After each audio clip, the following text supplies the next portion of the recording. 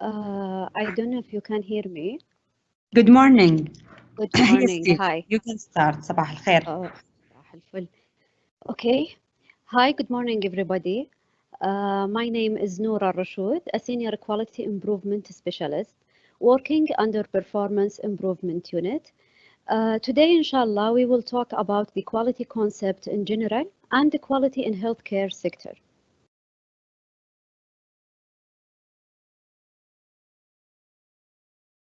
I don't know if the slide is moving with you here. For me, is not. Sorry, Aman.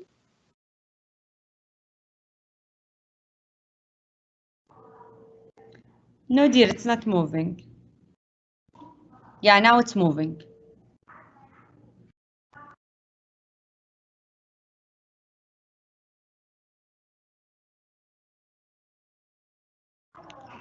Yes, Miss Nora, you can continue. Okay, so let's think together. Let's see these questions. Uh, what do we mean by total quality management? What is quality in healthcare? How do we know you are in a high quality standards or not? How to decide you reach the quality level that you aim to or not? Why is measuring quality care important?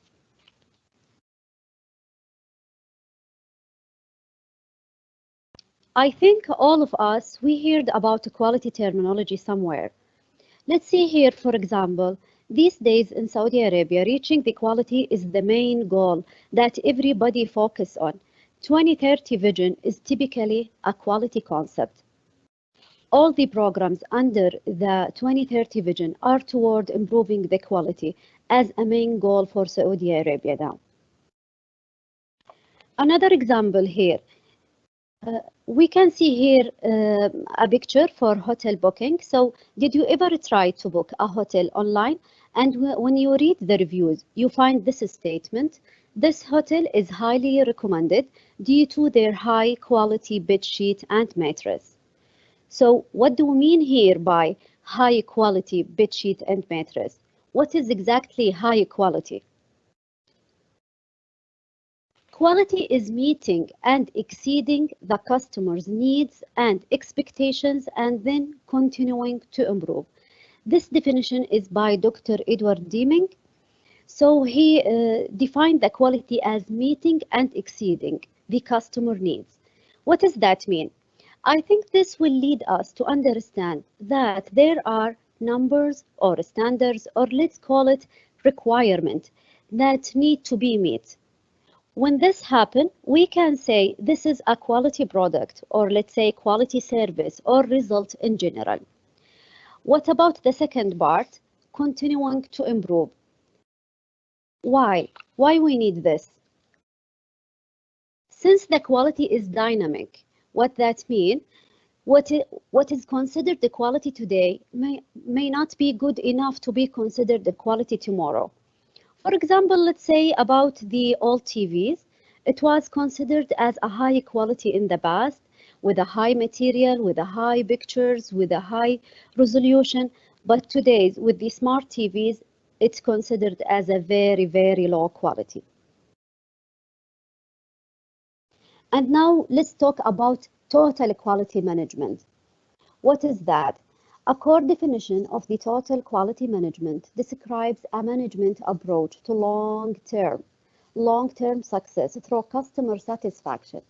In a total quality management effort, all members of an organization participate in improving processes, products, services, and the culture in which they work. We will understand this by knowing the elements of the total quality management. Here we have 8 elements, all related to the quality management. The first one is customer focus. Customer satisfaction here is determine the level of a quality. All the effort of the organization is supposed to lead to the high level of customer satisfaction to determine if the effort worthwhile. The customer here in the healthcare is the patient. So the patient satisfaction here is the major core for this element. The second one is the total employee involvement. That means all the employees participate in working toward common goals to be in the same page. The third is the process center. What does that mean? Total quality management focus in the processes. That is a series of steps that take input and transform them to be an output. Focus on this and detecting the error and improve it, will lead to the high quality level.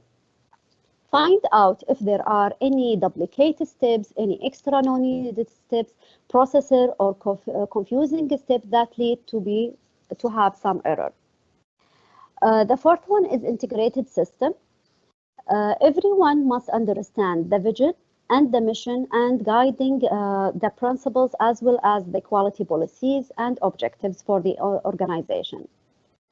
The integrated system will connect the improvement elements in all the organization to be in the same page again. For example, here we are using the SRS system. This system is helping us to detect the errors and find the solutions by red flagging some issues or by benchmarking. Number 5 is the strategic and systemic approach. This is the critical part of the management of the quality.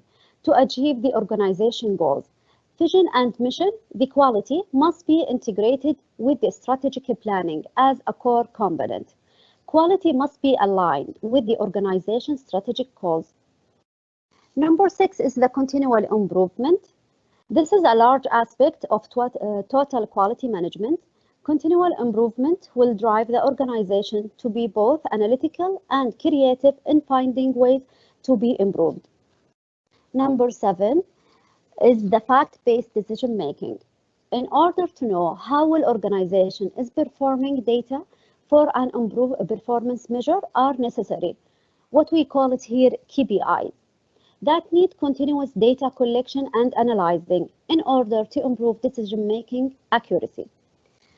Number 8 is the communication. As well as part of the day-to-day operation, effective communication plays a large part in maintaining and motivating employees at all levels. They have to be engaged with all strategic planning. Like here, we are using the patient safety culture survey to measure some elements of the effective communication.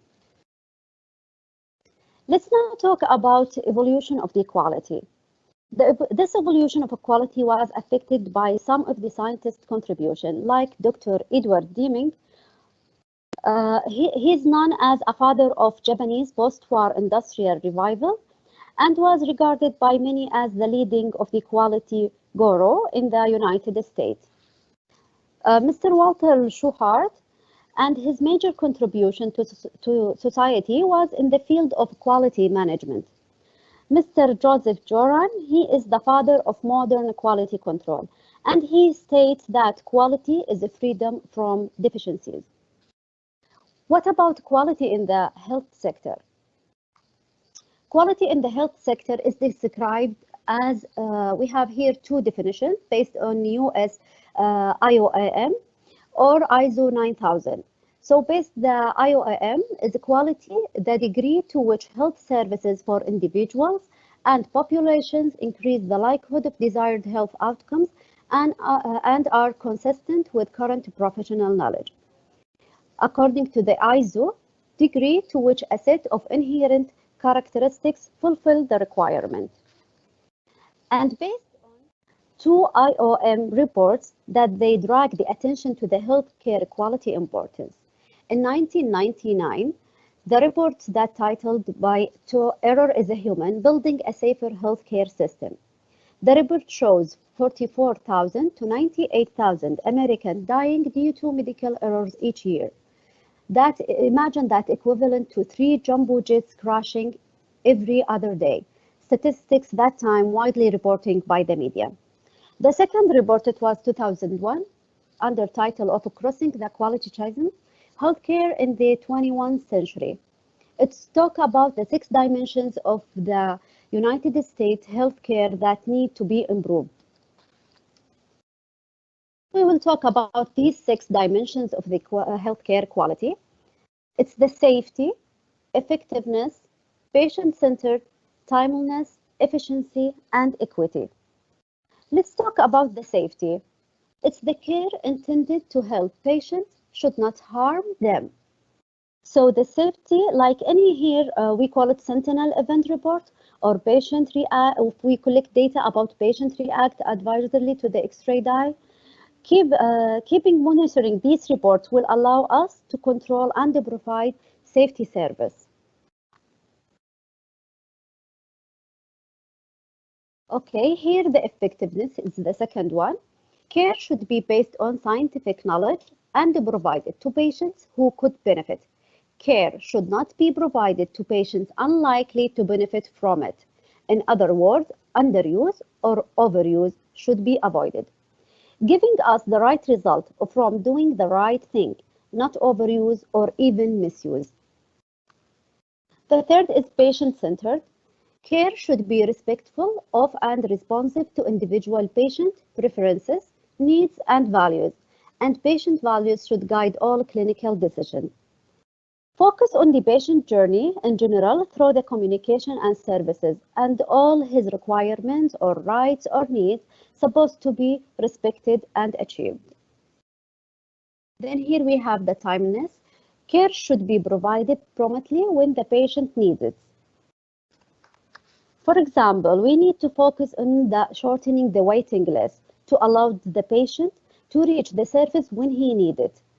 Or if the patient arrived to the appointment, all the radiology or lab test results supposed to be reported already. Efficiency. Waste, that means waste, so including equipment or supplies or ideas or any energy should be avoided. That means doing the right thing to have the right result without any waste. For example, let's say avoiding to repeat the X-ray because the first exam was not preferred probably, or remove any repeated steps in any process that can be avoided and or not needed. The equity, the best possible care should be provided to everyone regardless of age, sex, race, financial status, or any other demographic variable.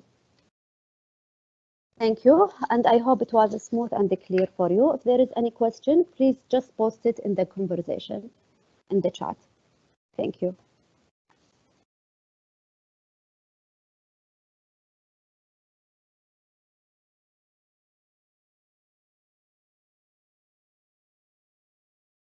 I think my colleague, Ms. Riha Mishraim, will continue to talk about the improvement methodology.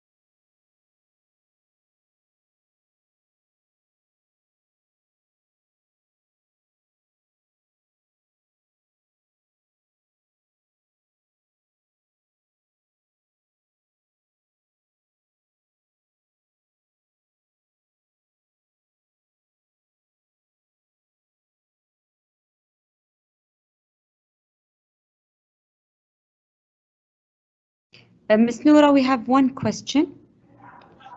So before we go to the next presentation.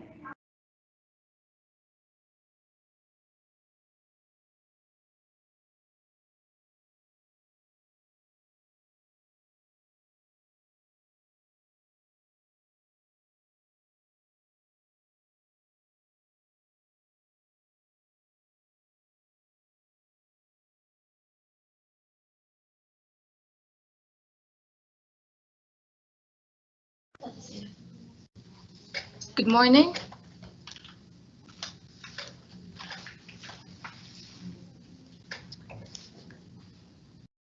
I don't know if you guys can hear me, but my name is Riham Shreem. I'm a quality improvement specialist. Today I'll be talking about implementing quality improvement methodology.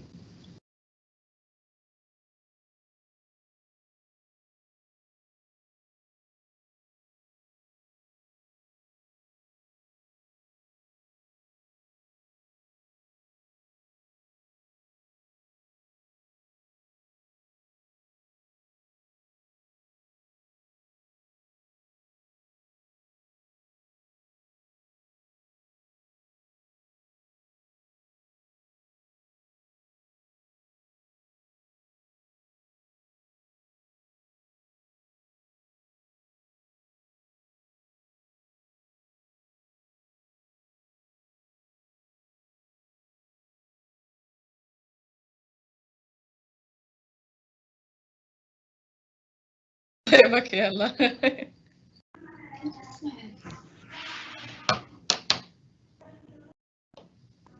Yes, good morning. We can hear you. You can Okay, start. sorry guys, I was on mute. So again, my name is Riham. I'm a quality improvement specialist. I will be talking about implementing quality improvement methodology. Quality improvement is a systematic approach using specific methods to improve quality and achieve successful and sustained improvement. It assists in highlighting problems with environmental and clinical practice which may require change to improve patient outcome. So quality improvement involves both prospective and retrospective reviews with an aim to improve. It uses measure where you are and figuring out ways to make things better. It specifically attempts to avoid any blame to the staff. So how can we improve? Every system is perfectly designed to get the result it gets. So if you have a good system, you will have good results. If you have a bad system, you will have bad results. The science of improvement itself focuses on changing systems and not people. Edward Deming on process said that 85% of the reasons for failure to meet customer expectations are related to deficiencies in system and process rather than the employee. So the role of management is to change the process rather than badgering individuals to do better.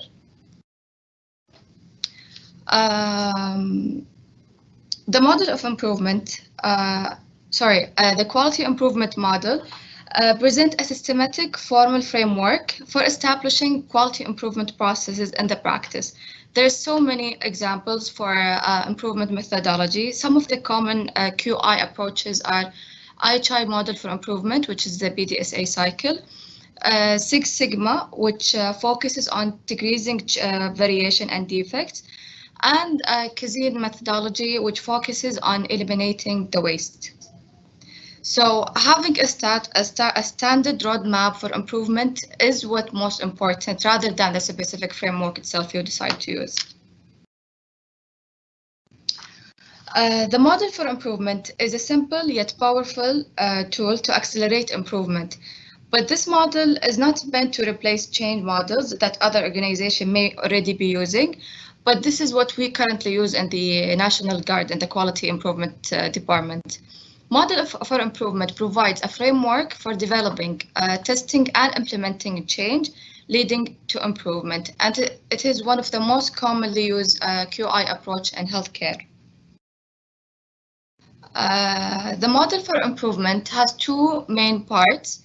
The first one is the three fundamental question, which can be addressed in any order. They are, what are we trying to accomplish? And this is the aim. How will we know that a change is an improvement, which we need to establish measures for? And the last question is, what change can we make that will result in improvement? And this is developing your change. Afterwards, we'll have the second part, which is the plan, do, study, act cycle. And it is meant to test the change in real work setting. So the BDSA cycle guides the test of a change to determine if the change is an improvement or not. There's 5 critical components to apply the model for improvement. The first one is an improvement project that can be either process-focused or outcome focused. Process focus is related to saving time, money, or improvement quality for servers or a system. On the other hand, outcome focused is more related to improving health status, behavior, attitude, or knowledge. The second component is people who will test the intervention or change. So this is your team, all stakeholders involved. The third one is a family of measures, including impact and process measures. We also have interventions to be tested that are grounded on science. And finally, it's time. It usually needs 6 to 16 months to allow for multiple tests of intervention. The key benefits for the model for improvement is that it is a simple approach. It has application for many types of projects at any scale. It reduces the risk by starting small, which will save time and effort. And it's systematically testing change before implementing change on a wider scale. It is proving to be highly effective, especially in healthcare setting. Now we'll start by planning the project and the BDSA cycle. As we had mentioned before, the first question, it's determining or setting our aim. What are we trying to accomplish? What we want to achieve? So before making any attempt to improve, it is important to define exactly what is you want to achieve. So, and this is what is the aim statement is for. It should be kept simple, focused on the important items. It should define the scope, must be measurable for success, and clearly written. So to do that, I advise you to use a SMART aim. So SMART is specific, measurable, attainable, relevant, and timely. So specific, what you want to involve, what is that you want to do and accomplish. Measurable is for how much. Attainable, is it a reasonable aim? Is it out of reach? Is it below standards? Relevant to the organizational mission and vision, and time bound by when. These are examples for a good aim. Reduce adverse drug events in critical care by 75% within 1 year. So we have what we want to measure, what we want to achieve, reducing adverse drug events. By how much? By 75%, and by when? Within 1 year. Another aim is reducing wait time to see a physician to less than 15 minutes in 9 months. So after we set our SMART aim, it comes the measures. Measurement is vital for quality improvement. So if you cannot measure it, you cannot improve it. Measurements, establishing measures, answer our second question. How will we know a change is an improvement? So measurement is a critical part of testing and implementing change. Measures tell a team whether the change they are making actually lead to improvement or not. We have 3 types of measures: outcome measures, which is where are we going, process measure, what are we doing, and balancing measure, what else is happening. Outcome measures focus on the impact of a change, so it's the results. Process is the specific steps in a process that lead either positively or negatively to a particular outcome. Balancing is more of a potential side effects of the change. So for example, I want to lose weight. My aim will be, I want to reduce my weight by 10 kgs by January 2021. Okay, so my outcome measure will be number of kilograms I lost. Process measures will be how many times I trained, how many compliance to my workout, for example, how many liters of water do I drink. Balancing measures, the side effects of my change, as could be my energy level, could be hair loss. So this is the overall idea of the improvement measures. So afterwards, we'll answer our third question: what change can we make that will result in an improvement? This question encourages the team to identify specific practical changes that could be readily tested, and these are called change ideas. However, all changes do not lead to improvement, but all improvement requires change. That's why we develop changes. How do we develop a change? We can do a process analysis tool like a FLOWCHART and see where's the bottlenecks in that process. We can use a benchmark, but that does not mean that every benchmark gonna be suitable for our organization, but that's why we're testing it in our real work. We can use new technological solutions, or we can do creative thinking and brainstorming with the team. And finally, we can use a change concept. Change concepts is like a set of ideas that's already generated. You combine it with your expertise in the field, and you develop change ideas for your own department or unit. This is an example of a project charter for a project I worked on, which is oxygen weaning protocol. And the project charter is very important to document your aim, measures, your problem statement, inclusion and exclusion criteria for your change. This project charter will keep the whole team on track, and it's like a reference to the whole team. You can choose the improvement project drivers. Why are we doing this project? Either for organizational priority or goals, accreditation standard, there is a trend in SRS, you want to meet KPI or benchmarking, and you specify the area of impact of the project, the 6 dimensions for quality, safety, effectiveness, efficiency, and so on. So the problem here was that majority of admissions in winter are respiratory cases with O2 need, oxygen need, which are a major factor contributing in an increase in length of stay. So our aim was to reduce the length of stay of respiratory cases with the oxygen need by 12 hours by March 2020. So we know what we want to achieve, by how much, and by when. The inclusion criteria, we use it on a small scale, so we choose only one word.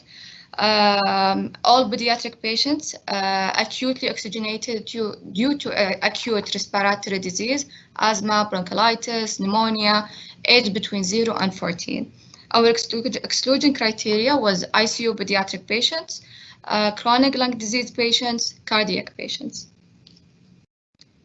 Our measures for the outcome measures, which is the result, the length of stay, as it was mentioned in the aim, and number of discharges. Process measures was compliance of RT and nurses to start and initiate weaning per round, percentage of successful weaning, compliance to fill out oxygen weaning track sheet. The balancing measures, which is the side effects of our change, is that there might be a burnout for RT and nurses, and readmission within 24 hours. So after we answered our 3 questions, it is time to test our change or implement our BDSA cycle.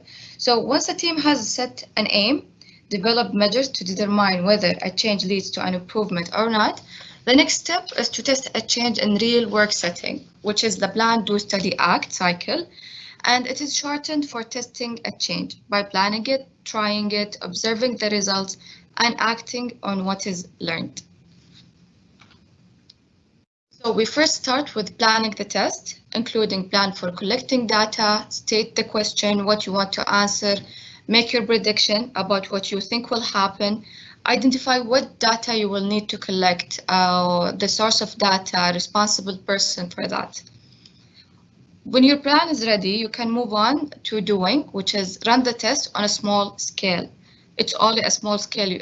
We just use the minimum amount of data. So we carry out the test, document problems and any unexpected observations. Afterwards, we do our studying. We analyze the result, compare them to our prediction, summarize it, and reflect it on what we learned. Based on what we learned, we can make our action for the next step. we can either adapt the change, make modification, and then you run another test, or adopt it, which is testing the change on a large scale and implementing it, or abandon, which is don't do another test on this change idea.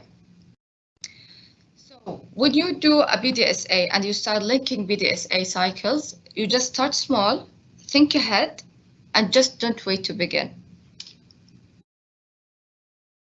After testing a change on a small scale, learning from each test and refining the change through several BDSA cycles, the change is ready for implementation on a broad scale. So on the pilot population or the entire unit.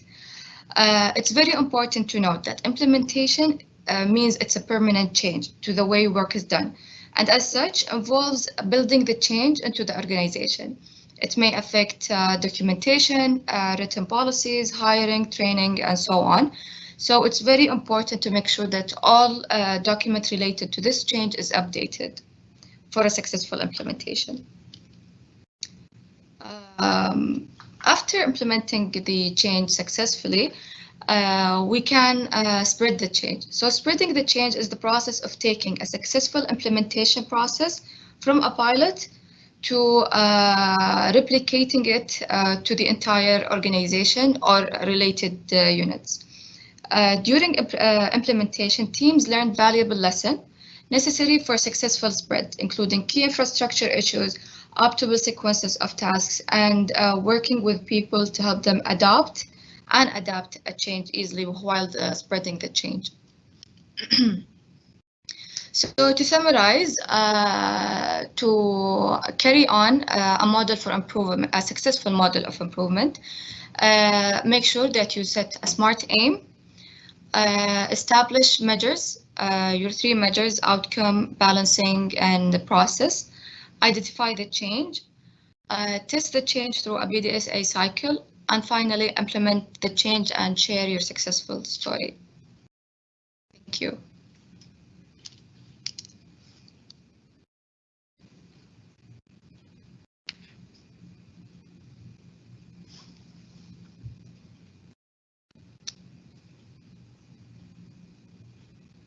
Now I think Nawaf will be presenting next.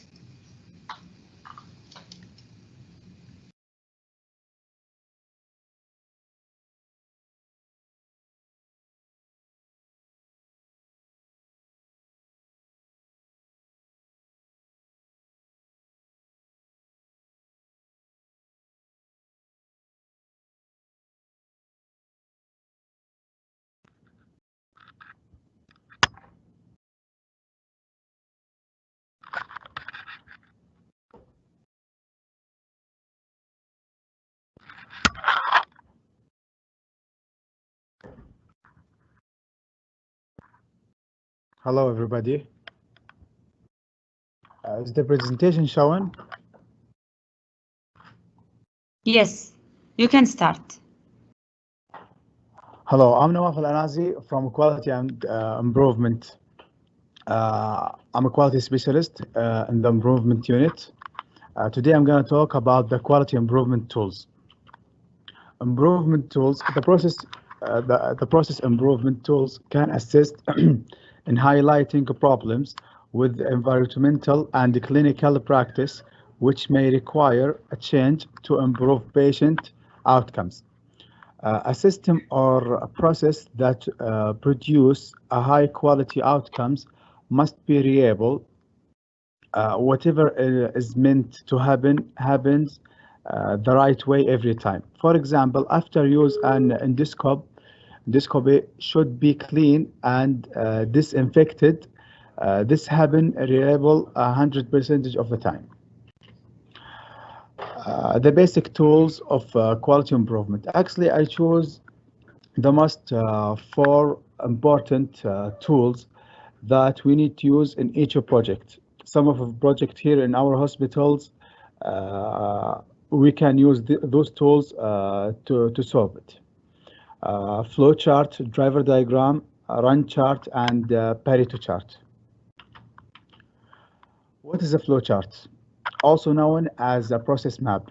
is a visual representation of the sequence of steps in a process. When to use it, in understanding the process as it currently operates is an important step in developing ideas about how to improve it.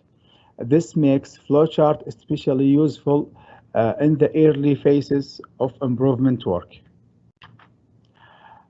Here are some shapes that we use it on the flowchart or the process map. The first shape is the circle. We use it for the start and the end of the flowchart. The second one is the square, and we use it for process. And the third one is the diamond, and we use it for decision. Actually, the first three are the most important, and we will use it in each process map. This shape for data, and this one for document, and this one for sub-process, but the most using are the first three, the square and the circle and the diamond. Mr. Nawaf, could you please raise your voice? All right. How to graph it? As we said here, the circle for start and end, the square for the process, and the diamond for decision.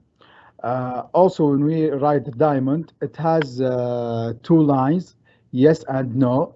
If it's yes, we can complete our process map. If it's no, we know that there is a problem we need to fix, and we need to do a process or change to fix it. If it's no, we can complete until the end. Benefits of a flowchart: having shared understanding of the current process helps teams identify problems, focus discussions, and identify resources. For example, teams can identify steps in the process that do not add value, such as delays, unnecessary work, duplication, or expense, and breakdowns in communication. It is at this point where the improvement work can start. Driver diagram. A driver diagram is a visual display of a team theory of what drivers or contribute to the achievement of a project aim. This clear picture of a team's shared view is a useful tool for communicating to a range of stakeholders where a team is testing and working. A driver diagram shows the relationship between the overall aim of the project, the primary drivers, sometimes called key drivers, that contribute directly to achieving the aim. The secondary driver that are components of the primary drivers and the specific change idea to test for each secondary driver. This is how it's look. First of all, we have the aim on the left. We write our aim and we draw a box around it. After that, we have our primary drivers. Primary drivers always support our aims. It comes 2 or 3 primary drivers, and it has one line to the aim, and always support our aim.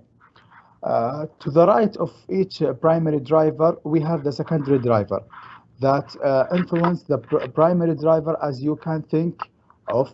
We can draw box around each secondary driver and draw lines to connect the secondary driver, and we can have more lines for each primary drivers. As we see here for the good hygiene, we can have 2 lines for good hygiene for this primary driver and this primary driver. To the right of each secondary driver, we have the change that we need to make to improve our project. And the change support the secondary driver, and also we can have a line or 2 lines for each secondary driver. So Each drivers are support the one after it. As a primary driver support our aim, secondary drivers support the primary drivers, and the change we make are support the secondary driver. Run chart. A run chart is a graph of data over time. It is a simple and effective tool to help you determine whether the change you are making are lead improvement. Run chart help improvement teams formulate aims by depicting how well a process is performing. And it's look like this. We have a data point for each month here and a percentage, and for hand hygiene compliance in medicine world. And we have on the orange is the median. The median is the value separating the higher half of data sample from the lower half. It may be thought of as the middle of value of a data set. For example, in the data set 1, 2, 3, 4, 5, 6, 7, the median is number 4 because 4 is in the middle. And how to and that's how we can figure out about the median. Also, we can do it easily in the Excel sheet to know what is the median. Rules to identify non-random pattern in the data displayed on a run chart. We have 4 rules for each run chart. It helps us to identify the run that we made. Rule number 1, a shift. A shift in the process or too many data points in a run, 6 or more consecutive points above or below the median. As we see here in this shape, this is the median, and we have 6 points above the median, 1, 2, 3, 4, 6 or more points above the median. It's called, and we have 6 or more below the median. It's called a shift. So there is something happened here that make our data or our improvement shifted from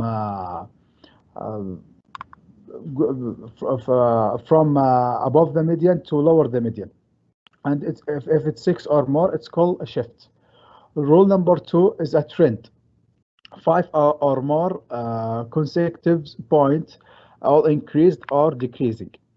As we see here, if we have 6 or more data points crossing the median and goes up or down, it's called a trend.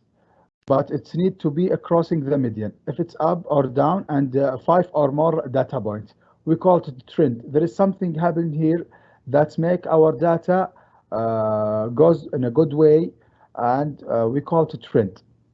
Rule number 3, too many or too few runs. That means if you can see this run chart, it starts from the end and it goes up the median, and the start goes up, never go down.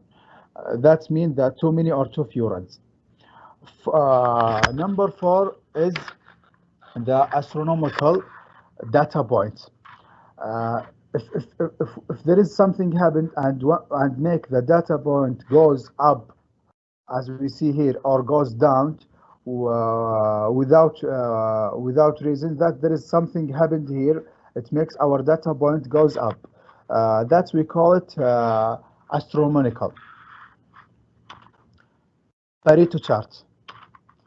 A Pareto chart is a type of a bar chart in which the various factors that contribute to an overall effect are arranged in order from the largest to the smallest contribution to the effect. Using a Pareto chart helps teams concentrate their improvement efforts on the factors that have the greatest impact. The benefit of a Pareto chart, it's easy to draw. It helps you to segregate the problems and their causes. It helps you focus on solving the few causes generating the most problems. It shows you the problem to focus on to get a significant improvement. It helps you visualize the problems quickly, so it's an excellent visual communication tools. Actually, I have a small story about Mr. Valverde Pareto, who created the Pareto Chart. He's an Italian economist, developed the Pareto Chart, and they name it after him. He developed this chart while analyzing the wealth distribution of people in society. He found out that 80% of the wealth was held by 20% of the population. And this principle is also known as the 80-20 principle. For example, 80% of our sales come from 20% of our products, or 80% of customers' problems are related to 20% of the issues. Also, here in our hospital, 80% of the problem related to 20% of system, staff, unit, department. And that's what Mr. Valverde Pareto did. As we see here in our Pareto chart, it's a reason of delay of the first surgery. The first two of the reason of delay, it's if we can solve it, we can solve 80% of the whole problems, and that's what the Pareto chart show us. So if we cannot solve all the problems, we can figure out what is the 20% that affects all the project, and if we solve it, it will it's similar that we solve 80% of whole project. That's what I have. Thank you so much for listening. Feel free to ask any question. I think I have Mr. Romel after me. He will talk about international quality in accreditation. Thank you.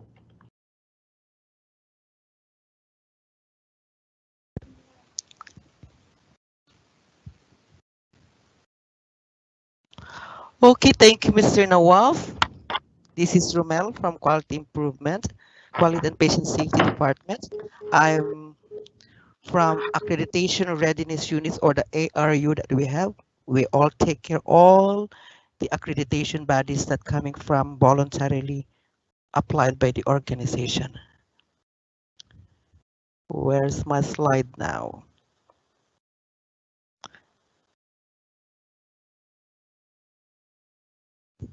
Everybody see my slides? Yes, we can see it. Can you put it on presentation mode? Yes. Is presentation mode already? Wait. No. Just press the presenter, yeah, the slide on the side, presentation. Yeah, I did. Okay.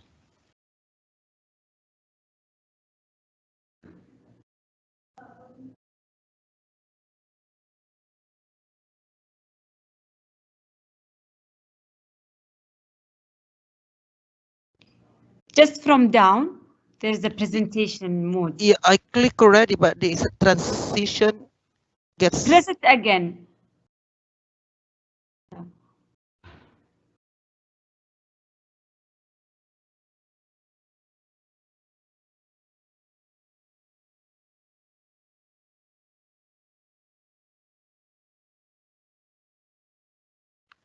It's fine now?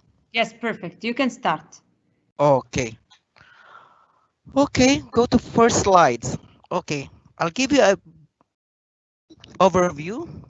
Accreditation is a formal process by which a recognized body or accrediting body assesses and recognizes that the healthcare organization meet applicable and predetermined standards.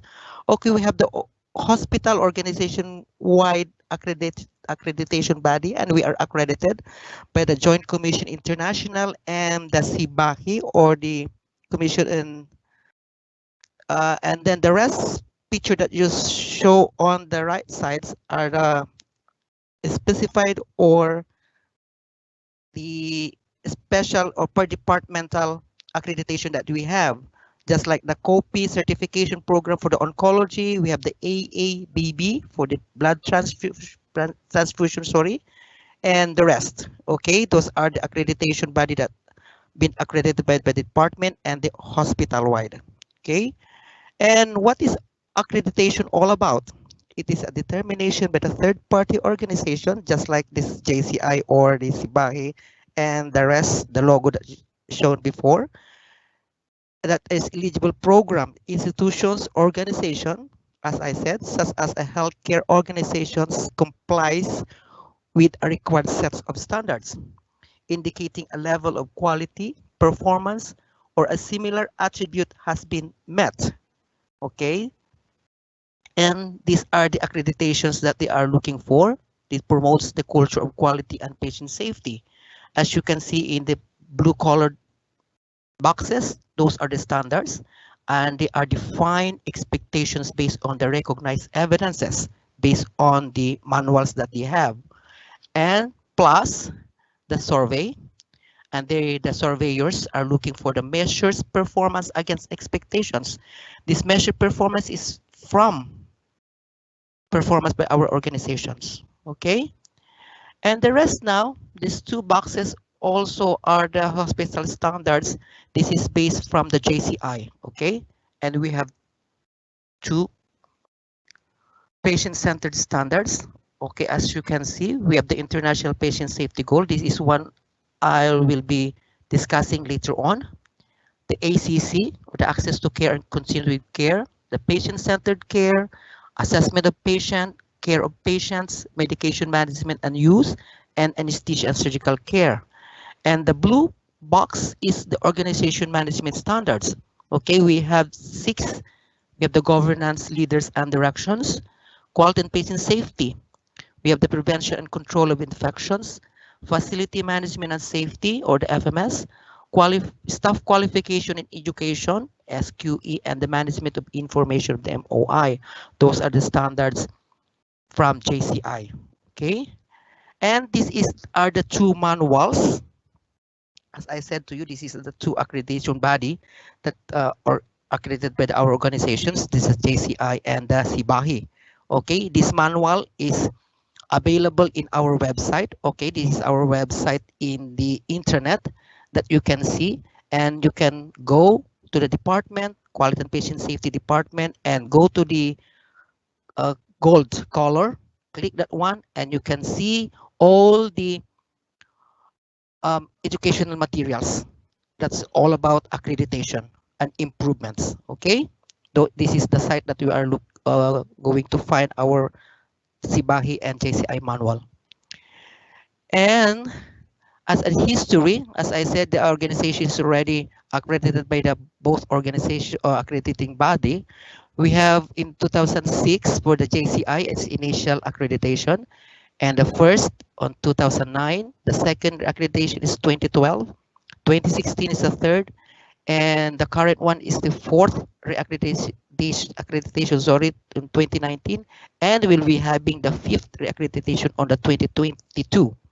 While in SIBAHI, we have the initial accreditation on 2018, and the first reaccreditation will be on 2021, maybe in the first quarter next year. And the IPSG, as you can see in the JCI, this is the International Patient Safety Goals. We have 6 standards. I will discuss it later on in a few slides. And the ESR as the counterpart for the SIBAHI. Okay, the Essential Safety Requirements Standard. In IPSG, or the International Patient Safety Goals, we must met or complied all this one, the 60 standard. If one of the standard will not be met, we cannot JCI or the JCI accreditation will be granted to us.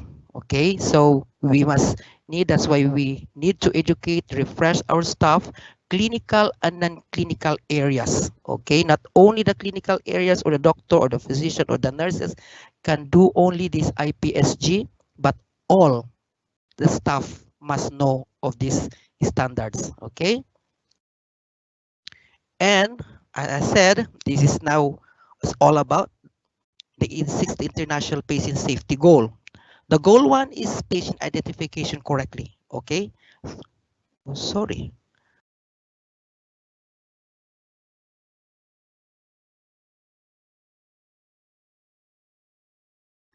It's automatically.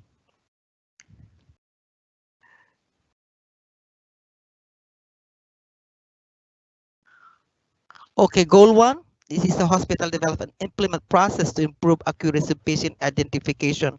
Okay, in our organizations, we have the, as you can see the picture, we have the ID band. Those ID bands are containing, have two unique identifiers. We are using in here in our organization to have the full name and the patient medical record number, or what you are saying, MRN. Okay, those are the practice that we are looking for. And this identification must be applied before performing diagnostic procedures, providing treatments, and performing other procedures. Okay, just just see to it that is the correct patients that we are performing. Okay, and also we are looking for those special circumstances patients like comatose patients, newborn. Okay, and and they will be immediately be named, putting an ID band so that they will be identified. Okay, so this is the goal number one. In goal number two, it's talk about improve effective communication. Okay, we have a process also of this effective communication that that for verbal and telephone communication are more caregivers. Okay, and this is talk about all the telephone orders, verbal orders must be have a set a process. Okay, we have a policy and procedure regarding this one, effective communication, and also we have the implementations of handovers. Okay, and still in goal number two, we have the 2.1. Okay, this is now the implementation for the process for reporting critical lab results. Okay, or the diagnostic test. Okay, so we have effectiveness, we have the APP or the we have the APP of this one, so that everybody know if in case we have critical results to our patients. Okay, there's a process that we have. And 2.2 is still in goal 2. This is now the implementations of the process for handover communications between caregivers. Okay, as you can see the pictures that they are handover or having communications in between, maybe break time or off time, so they need from handover communication. Goal 3, sorry for the slides. This is safety of alert medications. This is the IPSG number 3. Talk about the implementations of the improved safety of look-alike medications, or the safety of high alert medications. Okay, the 3.1 is the look-alike, sounds alike medications. Okay, so this is now the 3.1, look-alike, sounds alike medications. As you can see in the pictures, they are look-alike, but different names. Okay, the color, the bottle, and the milligrams. Okay, they are look-alike, but as you can pronounce also the name, they are sounds alike, ampicillin or amoxicillin. Okay, at the beginning, and then the last words or yes is silin. Okay, so sounds alike.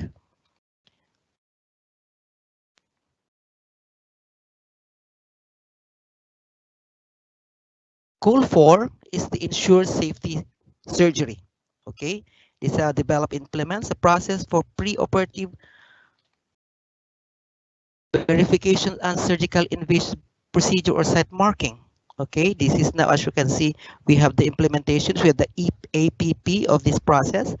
That's why the surgeons, or not a surgeon, but any in OR or in the area to performing invasive procedures, they have a site markings, as you can see in the picture. And the 4.1, this is now the process that we need to do timeout. Okay, a performance immediately prior to start the surgery. Okay, and also we have a sign out that is saying that already done the surgery conducted after the procedure. Okay, not a process that is a timeout that to stop everything. Okay, it's a timeout, a process for safety surgery, because in our APP there's a checklist to determine the process that we do for having a safe surgery for the patient itself.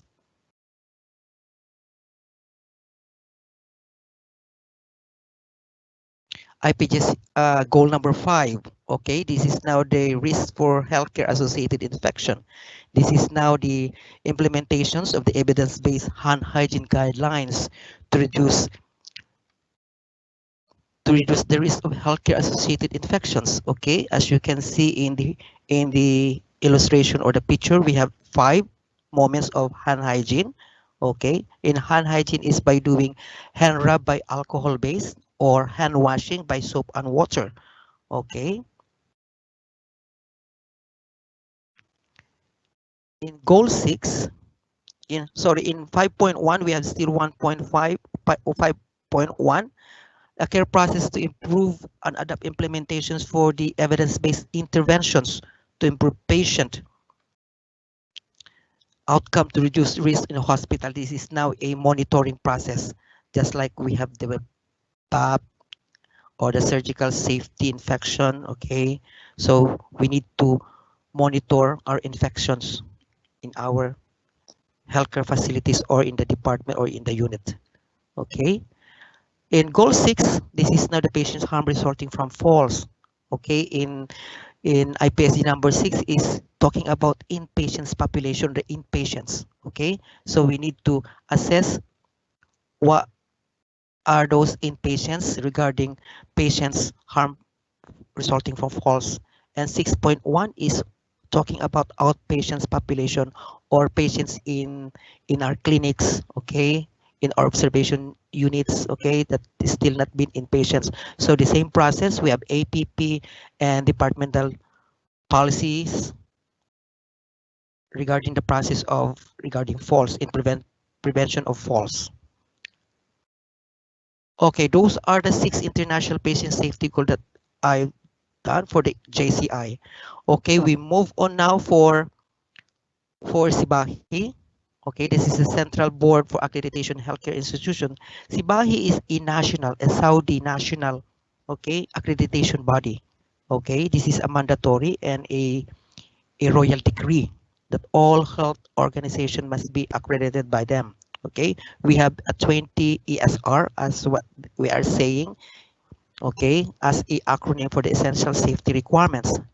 Okay, as you can see in the picture, they have one. You have the QM or the quality 17. This is the same as IPSG number 1, okay, regarding a process for identification, okay, and then QM 18. This is the same as IPSG number 4, okay, safety patients for surgery, okay, as you can see for the statement there is to prevent wrong patient, wrong site, and wrong surgery or procedure. Okay, and AN is a 15 for anesthesia, and it's saying it says all qualified staff perform moderate and deep sedations or analgesia. They must be certified or privileged to do that. Okay, and AN.2, as you can see now, anesthesia staff members have the appropriate qualification, the same as in AN15. Okay, they are privileged, they are qualified, they are certified, and they are a member or certified by Saudi Council. MM.6 is same as IPSG number 3. Okay. Sorry, number 3. This is the look-alike, sounds-alike medications. See, as you can see, IPSG number 3 and CBAHI ESR MM.6. MMM.5 is a hospital has a system of safety of violet medication. This is also the same as IPSG number 3.1. Okay, high alert medications. MM.41. This is now the process for monitoring, identifying, reporting of the hazardous of effect of the medications. Okay, the risk, the behavior, potential cause patients harm. Okay, we have the ADR or reporting of medications and also reporting through SRS. Okay, the safety reporting in the organizations. And we move on for the FMS.9. FMS.9 in the Sibahi is talking about the radiation hazards. Okay, so this is now in FMS. We have also counterpart in some standard in the JCI, but they are not so much pay attention, just like the IPSG. Okay, and FMS.21, this hospital has effective fire alarm system. Okay, as you can see the picture there, we need to be alert or aware regarding the effectiveness of fire alarm that we have. Okay, that's why we have yearly recertifications of fire and safety in the fire department, or fire department staff are coming in our unit or department to do some drills. Okay, some educations regarding fire alarm systems. Okay, and we move on to FMS.23, exit doors. Okay, as you can see, Sibahi are more concerned on exit doors. Okay, so we need to see the effectiveness and the implementation that exit doors not be blocked and easily accessed to open during emergency cases. FMS.21, okay, as you can see that the occupants are safe from fire and smoke. Okay, as the same as what I said to you in FMS.21 and the 22. Okay, all the FMS are regarding safety of fire. Okay, FMS 32 is the hospital ensures a proper maintenance of medical gas system. Okay, it's an important one also to know that medical gases are important because they are one of the source of the fire. Okay, as air. Okay, gases, especially medical gases, there are some components to ignite fires, to create fires. Okay, and then we move on to MS.7 or medical staff. MS means medical staff. Medical staff members have current delineated clinical privileges. Okay, so we need all medical staff, not only medical staff, but staff nurses, clinical staff need to have their certification or recertification must be current, renewed. Okay, and PCI.25, this is now a policy and procedure guide handling use of administration of blood and products. Okay, and PC.20, PC is a .26, patient of risk for developing venous thrombosis. Okay, this is now a certain diseases that we prevent. Okay, Sibahi is looking after this because it's is identified as essential for the Sibahi. Okay, for the Saudi Arabia. Okay, IPC.15, IPC is infection prevention control. The facility has designed available supply, support, isolation practices. As you can see the illustration or the picture that they are fully geared with PPE, as we said, or the personal protective equipment. Okay, so as we have now the pandemic, the COVID-19, so we need to have to do supplies. Okay, enough supplies availability. Okay, IPC.4, this is a designated multidisciplinary committee that provide oversight infection prevention control program. Okay, we have the infection prevention control department and some of the champions in the clinical area and in other healthcare department that looking for you, looking after oversight of the infection prevention control programs based from our infection prevention guidelines. Okay, we have the manual, we have the guidelines, and everything is uploaded in the internet. Okay, HR.5 is the human resources that saying the process for proper credentialing of staff members licensed to provide patients care. See, as I told you in MS.7, not only medical staff, but all the staff in the organization, clinical, other healthcare, non-clinical staff, they need to have a training, certification, recertification on time, or they must be those who are to be renewed every every year or every 2 years or every 3 years, especially our some of our privileging or credentialings or certificates or training, okay, or competency, we need they need to be updated so that when the Sibahi surveyors or the JCI surveyors, they are looking each of the staff that are recertified, okay, currently certified, okay. And LB.51, this is under laboratory chapter. The blood banks develop a process to prevent disease transmission by body platelets transfusion. Okay, the same as in the PC.25 is all about blood and blood products, and we have the process to prevent those diseases transmission. Okay, we have the pre-screening, and we have the examinations. Okay, we have a policy, we have a procedure or protocol regarding that one.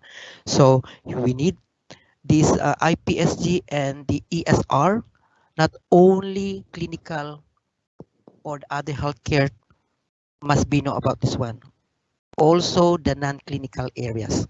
Okay, we must, because this gonna be helpful to us during if our one of our loved ones or ourselves during we cannot prevent that during admission or any examinations. We need to know what is our right, what is the best thing that we know, okay, especially these essentials or these goals.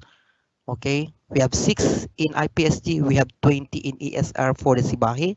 Okay, and we must aware all of this one. That's why I told you, I encourage that visit our site, read the manuals so that we can see the proper patient's right or personal rights, okay, so that we can educate ourselves and to others, not only, I repeat, not only the healthcare workers, but also involved non-clinical areas, okay.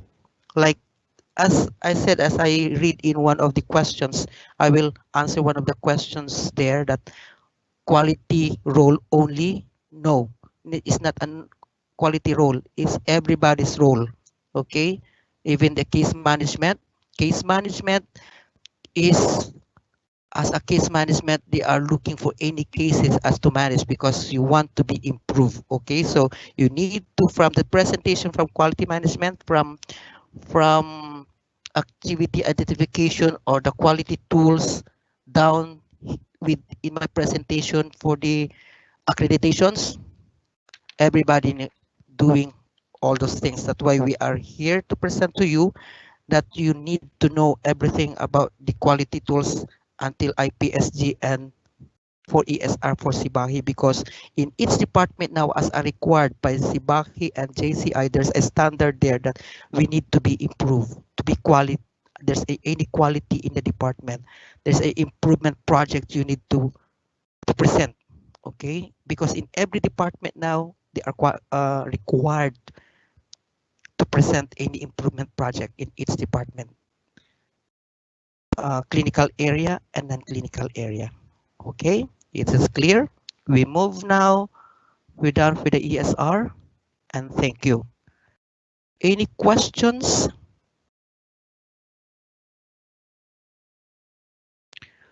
Okay, if it's no questions,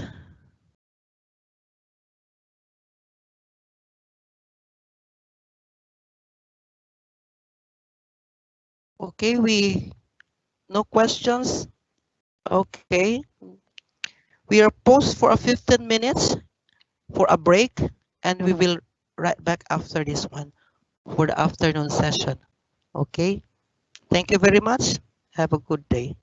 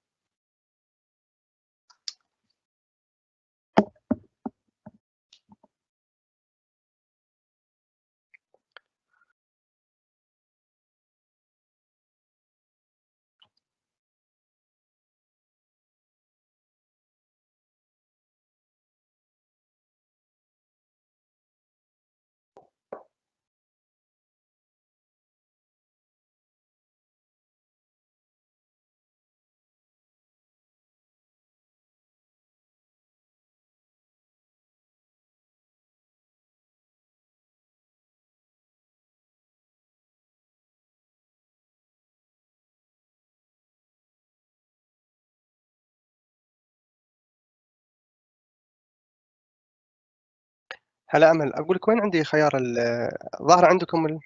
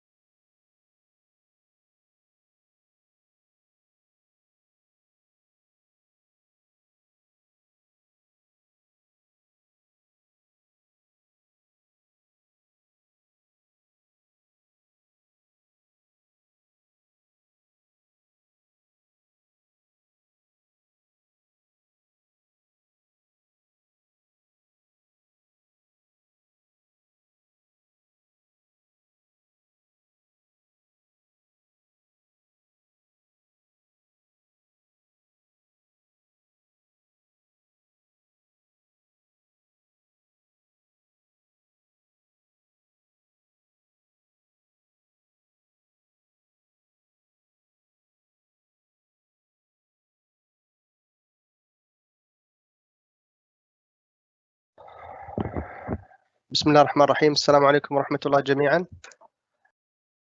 شكرا على وقتكم، شكرا على حضوركم، شكرا على ثقتكم. My name is Fawaz Al-Rabi'. I am pharmacist with the master degree in health informatics. حاليا أعمل في Information System and Informatics Department في قسم الحاسب الآلي في الشؤون الصحية بالحرس الوطني. I'm glad, I'm happy to join you in this extensive course.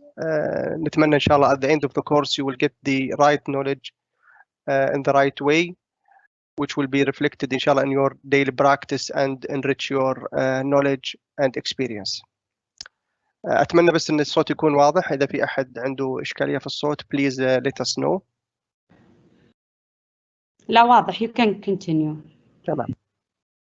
طيب, our subject in this presentation is about health informatics and medical coding.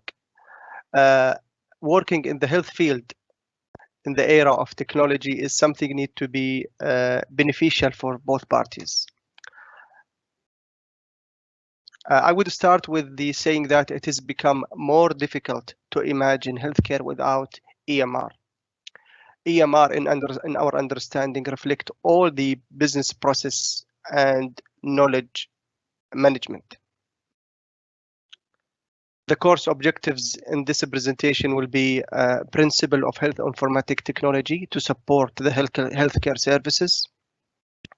We will talk about the privacy and security in healthcare system. We will touch the basic knowledge about the medical coding and the standard. Then at the end, we will see how do you see the technology in the healthcare systems. First, objective of this presentation will be the principle of health informatics. We will see the introduction. What do we mean by health informatics? Why it is important? Why people is talking about? What are the challenges that the staff are facing? And we will go through the definition of information technology versus informatics. Are they the same? Then we will go to the principles discussed for the health informatics. Then, as everybody knows, the COVID-19 pandemic, how would the health informatics help in this field? Everybody knows that computer automation techniques are used in many aspects, in the banking, in the education, in the governmental, and in the healthcare. The data created each single minute is a massive and huge and need to be managed very well in order to get the benefit. Similarly happened in the healthcare data. The data created around each patient are also massive and should be meaningful use and should be give me the right knowledge to give the right decision. In some literature, they said technology application offer options to get the right information to in the right format to the right patient in the right time. And this is exactly what we are looking for in using the technology in healthcare or in the other aspects. What do the patient expect from our healthcare providers and the systems? They expect that using of technology will improve the healthcare delivery. Definition of the health informatics. Health informatics is the information science that concerned with managing all the aspects of health data and information through applying computer and technology. We said before, each single minute, there are huge and tens of data created around the patient during the outpatient visit, inpatient visit, ER, and even the portal when we treat the patient in the telemedicine. How do we apply the health informatics?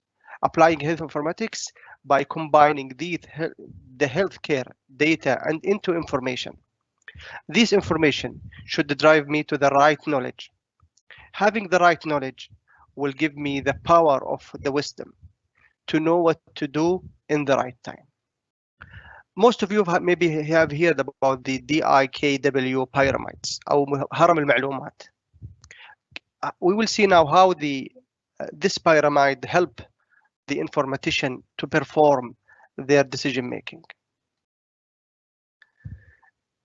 The DIKW pyramids consist of data, information, knowledge, and wisdom. A real example have been collected. 77 years old male taking 2 medication, amiodarone and warfarin, and with one of the lab tests is 300 international units per liter. This is the data we collected from the patient. In our reference, in our information, elderly patient with cardiac condition or heart conditions need to take specific medication and need to monitor the liver. We converted this knowledge through this information to get the right knowledge. A drug that decrease the warfarin metabolism may get risk of overcoagulation. Meaning that, how would we convert this into a patient decision? We provide this as a decision support for healthcare providers to decrease medication called warfarin and to monitor other enzymes in the body to prevent liver damage and to prevent overcoagulation. This examples shows how do we use the available data, combine it into information, and create the right knowledge for the healthcare providers, physician, pharmacist, nursing, allowing them to do the right decision in the right time by monitoring the patient outcomes and giving the right decision. At the end of this pyramids, physician will decrease the dose of medication, keep monitoring for the liver enzyme and the INR level. Why it is important talking about health informatics? Having the technology in the healthcare will improve the communication and continuity of care. The information will be available for all healthcare providers in the right time. This will improve the quality of patient care. This will improve the clinician productivity especially now with the pandemic of COVID-19, especially in the crowded area where the knowledge is spread everywhere. Clinicians should be supported, and also the healthcare providers, to perform their job in a proper way, in a productive way. And also in the investment, we invest in the training, we invest in the infrastructures. We should see that this investment have returned back to the right of the patient. Moreover, reducing the medical errors. The example we had seen now, prevent patient damage, patient liver damage, prevent medication error, prevent duplicate tests and orders. Providing the right decision to the healthcare providers will help mainly to reduce the medical errors. Standardization of care. Now everybody's looking for the information. What are the best way to treat COVID-19? What are the newest medication to be used? The medication is there, the discussion is there. How to make sure that all the healthcare providers are following the same standard to get the right information to the patient in the right time. Accessibility to care and administrative transactions. Accessibility of care, that the patient had the right to ask, to request any healthcare services without going back and forth and looking for extra effort. Making this information and technology available for the patient, available for the healthcare providers, will help them getting the right care. Discussing all these benefits, we shouldn't forget that privacy and confidentiality and security of the patient should be kept secured and protected among all these benefits. Challenges: having the technology, having the normal workflow, having the different aspects of the healthcare aspect. We should look into these challenges and we should find a solution for them. The first challenge is that we have information may need to be available in different format. Some organization, they have requested to have on paper, on a media, on a CD, on a flash. These challenges take me to the end that make your information available when needed. Designing the clinical decision support, the one we talked about in the هرم المعلومات أو DIKW pyramids. Designing the clinical decision support engine that work best when there are standardized. Making a customization is very difficult, sometimes discarded. Also, one of the challenges is the alert, maybe oversensitive. Showing the alert all the time for clinicians or for the healthcare providers may be a big challenge. We have to look for the right way of alerting them and not to lose their trust on the alert. Cybersecurity is crucial in this time and in the previous when handling the personal healthcare data, protecting them and depending on the system and device, but also protect and prevent healthcare action. Requirement for hardware and software will be increased when there is a system complexity. Designing the system to be simple and useful will lead to think again, not to make it complex. More education is required for the healthcare workers to handle all the technology and healthcare setting. One of the new questions that we receive, and maybe everybody's thinking of, is the health information technology the same with the health informatics? The health information technology is about using the technology in the healthcare field, while the informatic science is how and why we are using this health information technology in the healthcare.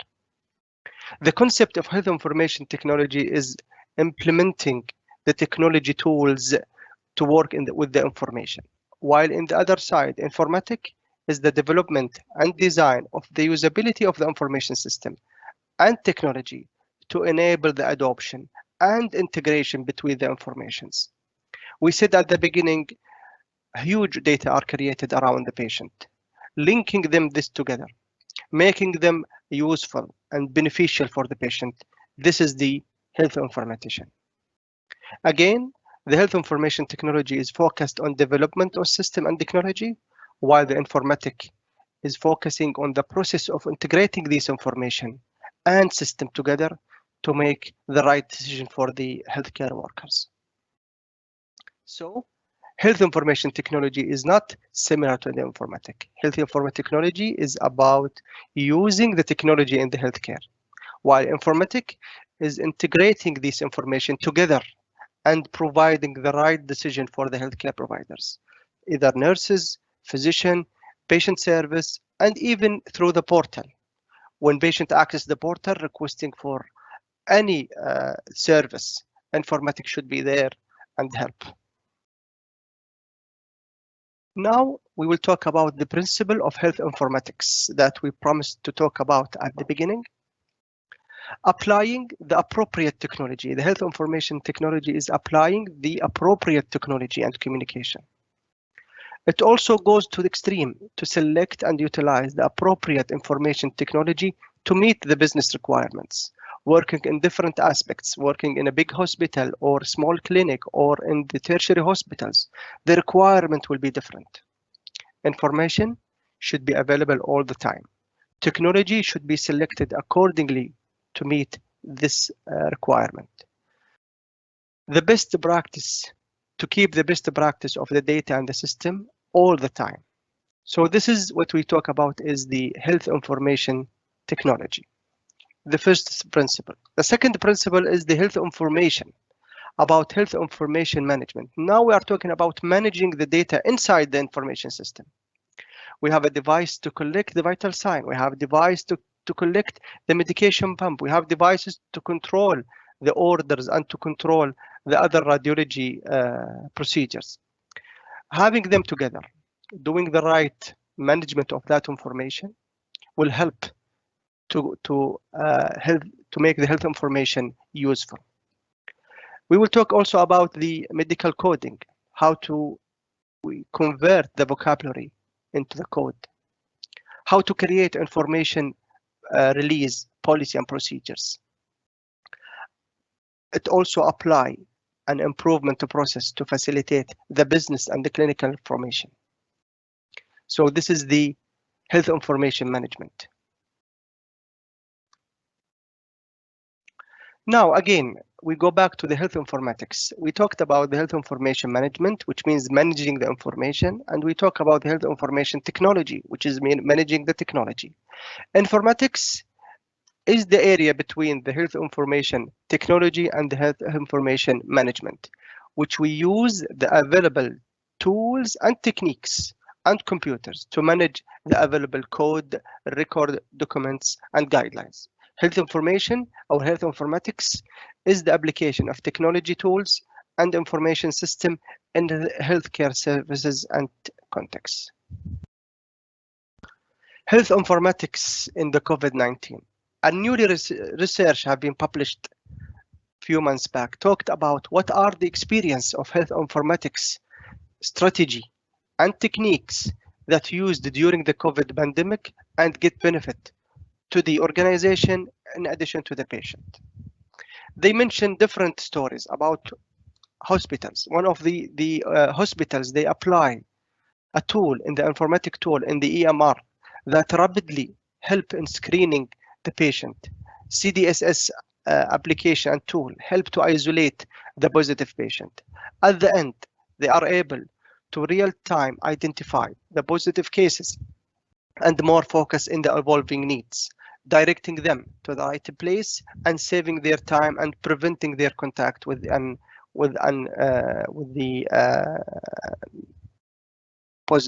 unpositive patient. Another scenario where they created a patient-faced portal with a self-triage and self-scheduling tool, allowing the patient to answer different questions and guidelines. This application helped the organization to 52% prevent of unnecessary inpatient encounters. When the patient gets the right direction, that your condition doesn't require you to attend to the hospital, just follow these instructions and you will be safe. We will prevent them from reaching the hospital and get contaminated by exposure to the pandemic. Moreover, it allows the healthcare providers 48% to focus on real acute ill patient and providing the services for the people who is really sick. We talked about the health informatics and what are the examples have been used. The massive data, the healthcare worker that need to be trained and be aware about the policy and the procedures, releasing the informations between test system, giving it to the patient. We have to keep a privacy and security measures during the healthcare services. How would we apply this privacy and security in the healthcare systems, making sure that we do not break the patient privacy, we keep the security of the information, and we just provide it for the people who are authorized by policy. Privacy is different than the security. Privacy is about applying the protection to all personal health information within the EMR system or in the hard copy. And even though make it available in a different format, even in discussion between the professionals. There are a big practice in this regard. One of the international standardization that control and act is the HIPAA, Health Insurance Portability and Accountability Act. This rule have been launched in 1996. Talked about how the patient data was used and made available when patients switch between clinic or insurance company. Let's go see what are the items of the HIPAA standard. There are many aspects in this standard. Some of them related to the patient right. See and get a copy of their health records. The patient had the right to see and get a copy of their health records. Determine whether and how their health information is being used or shared with others. Be informed about whether, how, and why their information was shared. Also, it gives the patient the right to complain against the provider or health insurer or others. So it supports the patient right and maintain the protection of health information. What are the privacy rules in the HIPAA standards? Protect all individual identification of health informations held or transmitted for any media, electronic or paper. The big rule in this one is to protect health information data. They apply some security rules like the administrative safeguard, physical and technical. All of these are talking about protection of data. Another standard that mandate the meaningful use of technology and capabilities for certified EMR or EHR. Using technology should be regulated and maintain the privacy of all patient data. How would this be achieved with this act? Develop and implement written policies and procedures. When you are adopting a new EMR, when you are adopting a new system in your health organizations, there should be a policy and procedures written to implement these security and privacy. Designate a privacy personnel, meaning there should be a people that follow and listen to any complaint or any breaches of this privacy and confidentiality and act upon. Healthcare provider should be trained and managed to efficiently use this information system. This organization should have a mitigation strategy for privacy and breaches. يجب أن توضع سياسات للحد من انتهاك الخصوصية, and this should be written and adhered to. Data safeguard, either administrative, technical, or physical. Designate a compliant official, as we said. There should be a people who listen to this complaint and act upon. This meaningful use is published and used and accessible for everybody. Another item in this objective is talking about the security. Security means security of the information inside the EMR. Security, there are three basic principles. The first one is the integrity, which means maintain the consistency and accuracy of patient data. Data is not being modified by unauthorized staff. This is what we call it, the integrity. Availability, the information is available when needed, talking about hardware, system, or network. The last part is the confidentiality, prevent data loss, meaning using the username and password and encryption. These three parts, making sure that the security is very high for the health information data of the patient. Examples. What are the examples used to maintain the security in the healthcare organizations? EMR. Access control. There is an example called access matrix, meaning that what are the information and who has the right to access the information. Another example is related to the firewall, intrusion detection and prevention, monitoring and auditing services. Other examples like the authentication, digital signature, server certification, and single sign-on applications. These examples will help to maintain the integrity, availability, and confidentiality all the data during the healthcare process and EMR usage. The third part of this, or the third objective of this presentation is the basic knowledge about medical coding. What do we mean by medical coding? Medical coding is the transmission of the healthcare diagnosis, procedures, medical services and the equipment into a universal medical alphanumeric code, meaning we translate all the services and equipment provided to the patient into a universal code. This code includes diagnosis, procedures, code are taken from the medical record itself, documentation, transcription, physician note, physician order, laboratory, radiology orders, and others. Converting this information or the codes, why we are using this one? Medical code translate the documentation into standardized code that all payers will follow. At the end of the patient visit, this should be written in a discharge summary, in a bill, in the patient has received this services, making this report available to the payers, including the diagnosis, the medical necessity, why the patient get the services, treatment, services, supplies dispensed or given to the patient, or any circumstances or conditions the patient had during his encounter to the healthcare hospital. What is used? What is the type of medical coding? In our setting in hospital in Saudi Arabia, under the Saudi Dictionary of Health Data, there are a division called the National Health Information Center. They are applying the ICD-10-AM, SNOMED CT, DICOM, LONIC. In others, in the US and the Europe, different standard they are using, but mainly they are using these three: ICD-10-AM, CPT,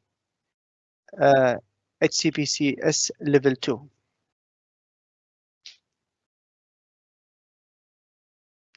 I would share with you a small video showing the medical coding benefit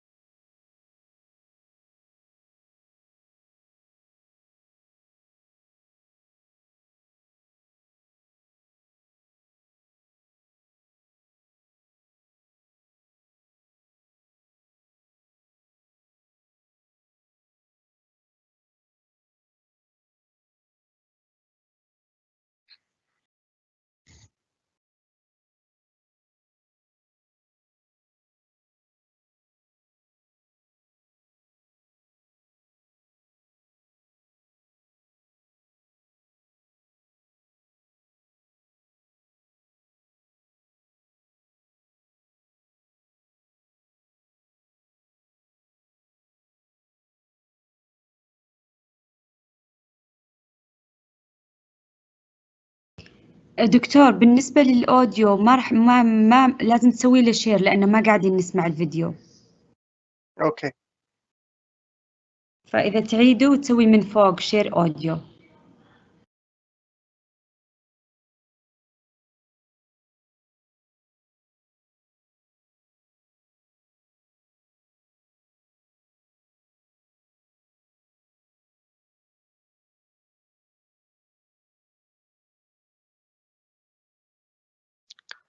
تقريبا هو البرزنتيشن يعني كلها related to the screens. There is no audio يعني information.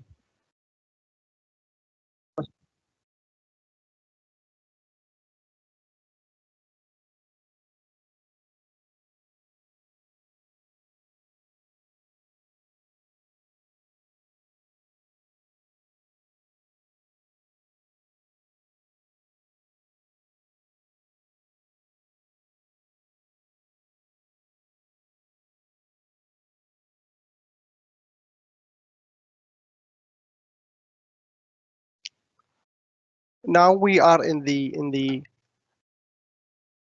fourth part of the objective of the presentation or the course. How do you see the health technology in the healthcare? We explore the health information technology. We explore the health informatic technology in each hospitals. There are administrative part, there are billing, there are NRB, there are orders. How do we see this technology in each hospital? There is a patient, there is a physician, there are hospital and administrative work, and there are a technology. We have to make sure that technology is not in the order of having patient, physician, administrative or work. The technology should be in the enabler for all these parties to participate and engage to get the right informations. When the patient encounter and ask for services, technology should enable the patient to get this. When physician and healthcare providers looking for serving the patient, technology should enable them to do this. The administrative, the policies, the regulation part, and the regulatory organizations should use the technology to make sure it enable a better service for all the patient. How the health informatics enhance the healthcare? We have to focus in a more novel and new technology. We have to be more focused on the knowledge management and methodology. How do we achieve that? Prevent diseases, meaning we have to reach the patient and educate them before they get sick and ask for help. Delivering more effective and safe patient care. Increase the effectiveness of research and improve medical knowledge by providing the right information and research for the user. Recommendation: invest more in using technology for the patient. Enrich the patient experience through the portal. Best use of the EMR healthcare providers and facilitate the simply usage of the EMR. Develop and improve training program, how to use the MRP, the EMR, and how to improve the patient-doctor communication and informatics. This is the reference, and thank you for your time, and I'm ready for any question.